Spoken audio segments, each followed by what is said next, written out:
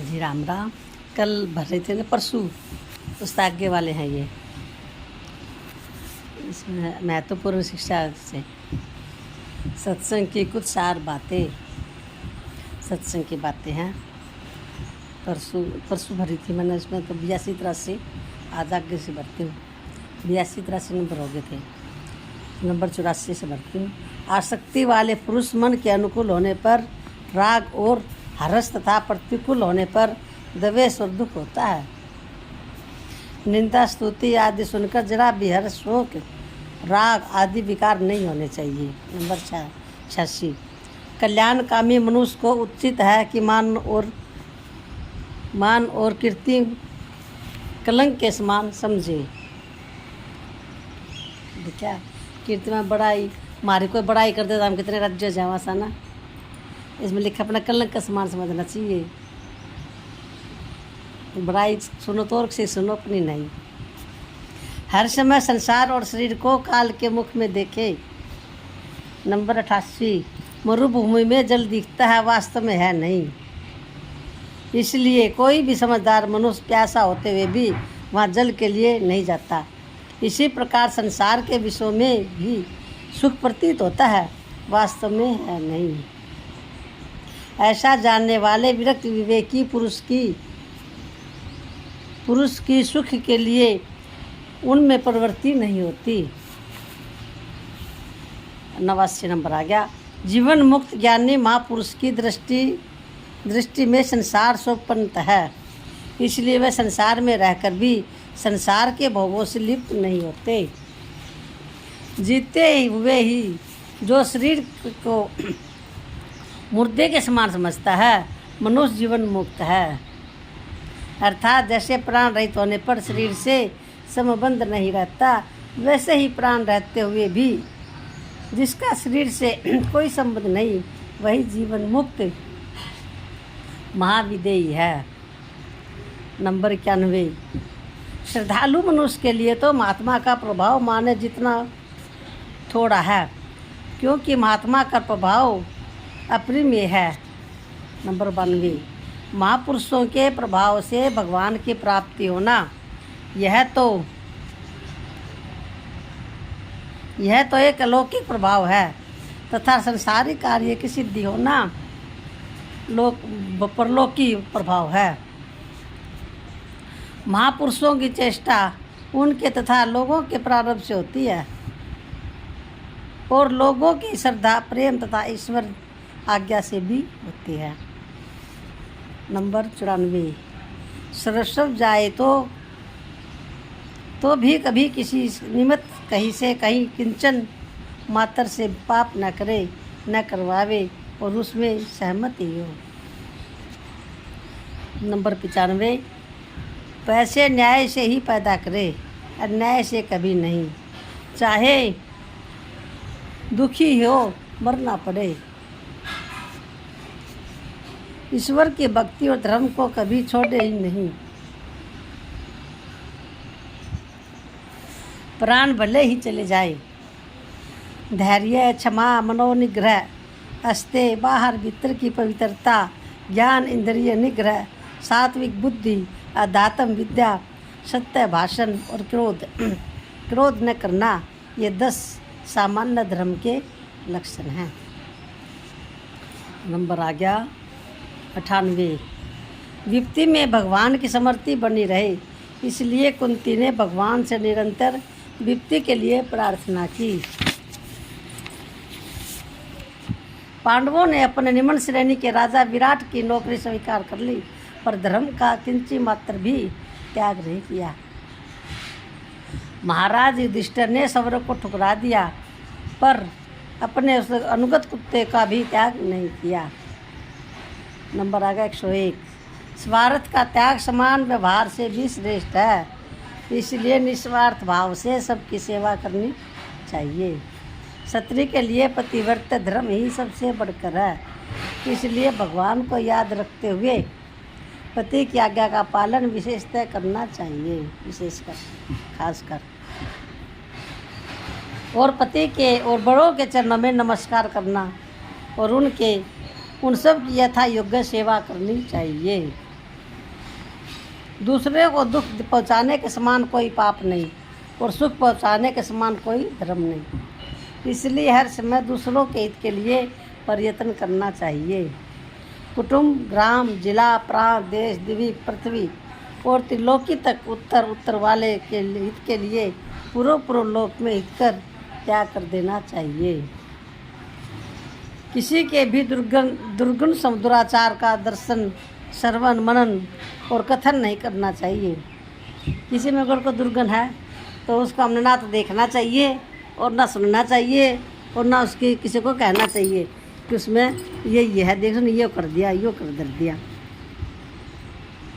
उसकी हमने चर्चा नहीं करनी चाहिए। कोई दुर्गुण हो तो किसी में, हाँ गुण हो तो गुणों की करो। किसी के भी दुर्गुण दर्शन करना चाहिए। यदि उसमें किसी का हित हो तो कर सकते हैं, किंतु मन धोखा दे सकता है, इसलिए खूब सावधानी से साथ विचार पूर्वक करना चाहिए। किसी का उपकार करके उस पर एहसान न करे, न किसी से कहे और न मन में अभिमान ही करे, नहीं तो किया हुआ उपकार अक्षीण हो जाता है। ऐसा समझे कि सब कुछ भगवान नहीं रचते हैं, मैं तो निमित्त मात्र हूँ, भगवान ही करवाते हैं। अनिष्ट करने वाले के साथ बदले में बुराई न करे, ऐसा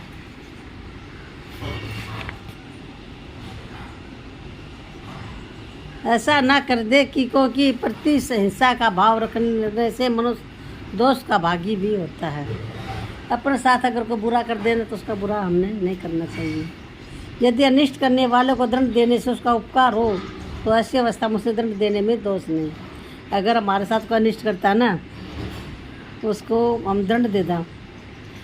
दंड इसलिए देना चाहे हो अगर वो उसका भला हो तो उसके लिए तो उसको दंड दो। अगर सोचे कि कौन नहीं सुधरा, कौन नहीं करा कुछ भी, उसको दंड भी नहीं देना चाहिए। हाँ अगर वो समझता, उसको बनता दिखा तो उसको दंड दो। अपने पर किए हुए उपकार को आजीवन कभी ना भूले। अगर कोई हमारे ऊपर को उपकार कर दे तो उसका उम्र भर उसका एहसान मानना चाहिए।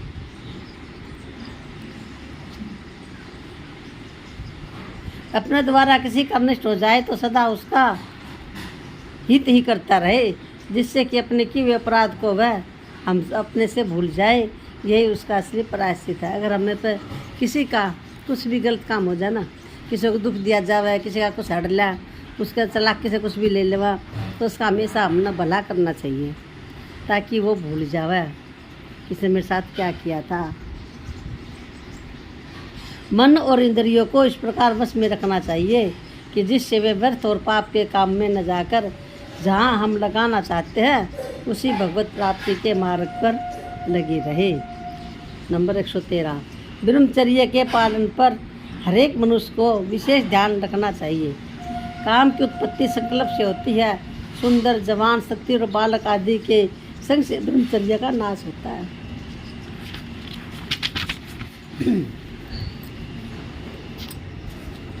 अच्छा, बाका 115 नंबर, बहुत सारे है ये। गृहस्थी मनुष्य को महीने में एक बार से अधिक 37 काल नहीं करना चाहिए। तो काल महीने में एक बार गृहस्थी ब्रह्मचारी के तुल्य है। जीते हुए मन इंद्रिय मित्र के समान है और नहीं जीते हुए विषय आसक्त मन इंद्रियों के शत्रु के समान है। शरीर और संसार में जो आसक्ति है वही सारे अनर्थ का मूल है। उसके सर्वथा त्याग करना चाहिए। कोई भी सांसारिक भोग खतरे से खाली नहीं है, इसलिए उसे दूर रहना चाहिए।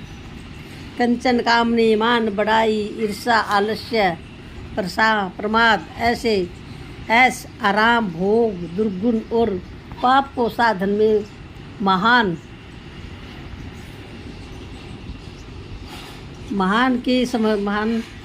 अगर नहीं लिखित समझ मारा भैया सिमाई मारा समझ कर इन सब का विष के तुल्य सर्वथा त्याग करना चाहिए। ज्ञान, वैराग्य, भक्ति, सद्गुण, सदाचार और सेवा और संयम अमृत के समान समझकर सदा सर्वदा इनका सेवन करना चाहिए। क्या का सेवन करना चाहिए? ज्ञान का, वैराग्य का, भक्ति, सद्गुण, सदाचार और सेवा का और संयम, इन सबको अमृत के समान समझकर इनका सदा सेवन करना चाहिए। सोच आचार से सदाचार बहुत ऊँचा है, उसमें भी भगवत की भक्ति, भगवान की भक्ति और भी ऊंची दर्जे की चीज़ है। भगवान जाति पाति कुछ नहीं देखते, केवल प्रेम देखते हैं। इसलिए मनुष्य को केवल भगवान से ही प्रेम करना चाहिए। ईश्वर, महात्मा, शास्त्र और परलोक में विश्वास करने के लिए पुरुष से कभी पाप नहीं बन सकते। उसमें धीरता, वीरता, गंभीरता, निर्भयता, समता और शांति आदि अनेक गुण अनायास ही आ जाते हैं, जिससे उसके सारे आचरण स्वाभाविक ही उत्तम से उत्तम होने लगते हैं। भगवान के नाम, रूप, गुण, प्रभाव, तत्व, रहस्य और सत्रियों को हर समय याद करते हुए मुग्ध रहना चाहिए। चरित्रों को क्या है? भगवान के नाम, भगवान का रूप, भगवान के गुण, भगवान का प्रभाव, तत्व, भगवान का रहस्य और भगवान के चरित्रों को हर समय याद करते हुए मुग्ध रहना चाहिए। भगवान के गुण, प्रभाव, चरित्र, तत्व और रहस्य की बातें सुनने, पढ़ने और मनन करने से श्रद्धा होती है। एकांत में भगवान के आगे करुणा भाव पूर्वक रोते हुए स्तुति प्रार्थना करने से भी श्रद्धा बढ़ती है। ऊपर बतलाई हुई बातों पर विश्वास करके उसके अनुसार अनुष्ठान करने से भी श्रद्धा होती है। श्रद्धा होने पर सद्य पुरुष की छोटी से छोटी क्रिया में बहुत ही विलक्षण भाव प्रतीत होने लगता है। माता, पिता, पति, स्वामी, ज्ञानी, महात्मा और गुरुजनों की श्रद्धा पूर्वक निस्वार्थ सेवा से आत्मा का शीघ्र कल्याण हो सकता है। नंबर आ गया 130।